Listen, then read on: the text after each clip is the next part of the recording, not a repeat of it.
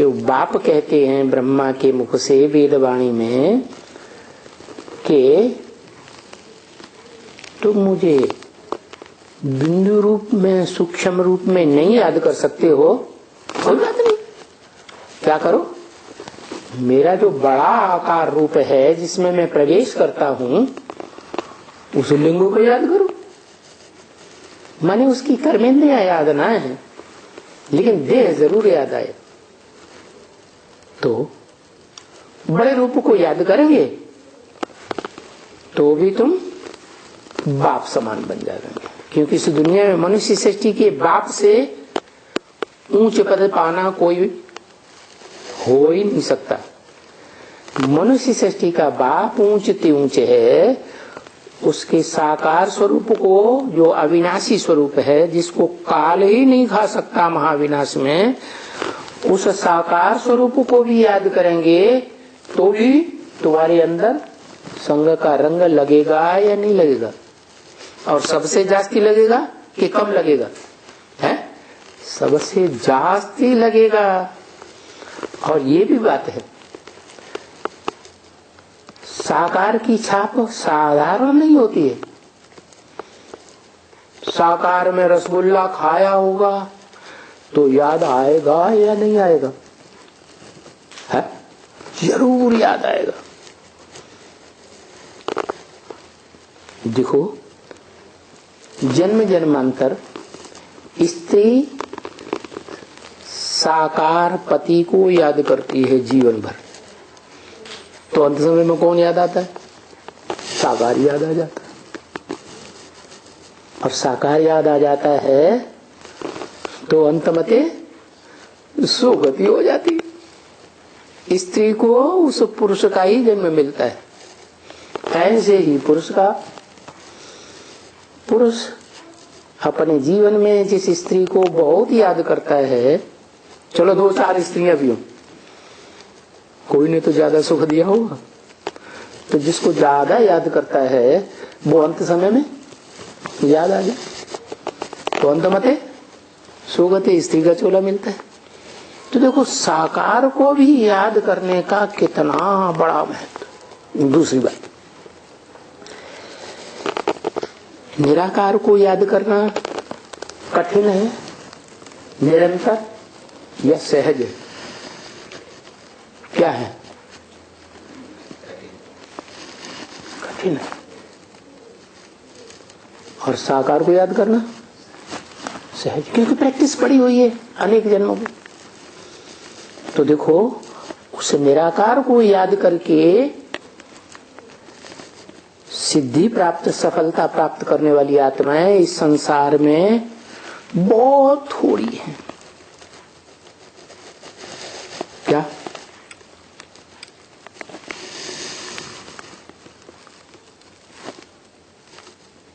बाकी जितनी भी मनुष्य आत्माएं हैं ढेर की ढेर,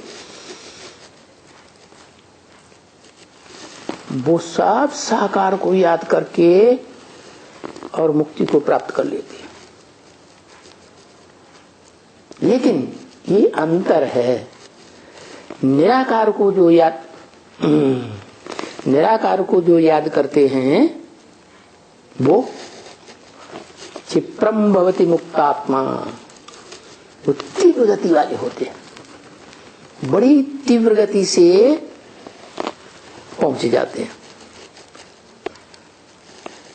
अपने लक्ष्य के ऊपर। और जो साकार को याद करने वाले होते हैं वो भले धीमी गति है लेकिन सिद्धि प्राप्त कर लेते हैं वो भी, लेकिन सहज सहज। तो भगवान आकर के जो सिखाते हैं वो क्या सिखाते हैं, सहज राजयोग सिखाते हैं या कठिन राजयोग सिखाते हैं, सहज सिखाते हैं। सहज होने का तरीका क्या बताया, साकार को पहचानो।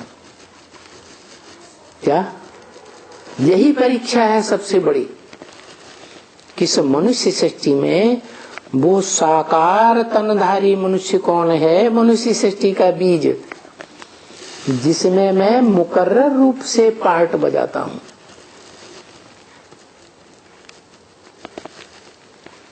डायरेक्टर बन के पार्ट बजाता हूं।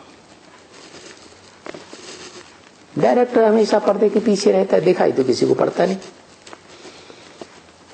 हीरो हीरोइन एक्टर्स सब दिखाई पड़ते हैं, वो नहीं दिखाई पड़ता। तो मैं किसमें पार्ट बजाए रहा हूं, किस साकार शरीरधारी में, ये बात को पक्का पक्का पहचान लेना और फिर कभी मृत्यु पर्यंत जब तक इस सृष्टि का विनाश हो कभी न भूलना। इतना पक्का निश्चय बुद्धि हो जाए तो ऐसी आत्माओं को साकार में निराकार याद करने से, साकार शरीरधारी में निराकार ज्योति बिंदु शिव को याद करने से बहुत सहज हो जाता है। इसलिए तुलसीदास ने लिखा है, सगुण ही अगुण ही नहीं कछु भेदा। साकार और निराकार में कोई भेद नहीं है। उभय हरे भव संभव खेदा। दोनों ही इस संसार के दुख को हरण करने वाले हैं। निराकार भी हरण करने वाला है और साकार भी हरण करने वाला है। और निराकार साकार दोनों का कॉम्बिनेशन हो, जो हम ब्राह्मण लोग कहते भी हैं, बाप दादा कंबाइंड है, लेकिन ब्राह्मण समझ नहीं पाते हैं कौन से बाप दादा। देवान में रहने वाले ब्राह्मण को वंशावली समझते हैं, रामकृष्ण शरीरधारियों को, लेकिन वो बात नहीं है।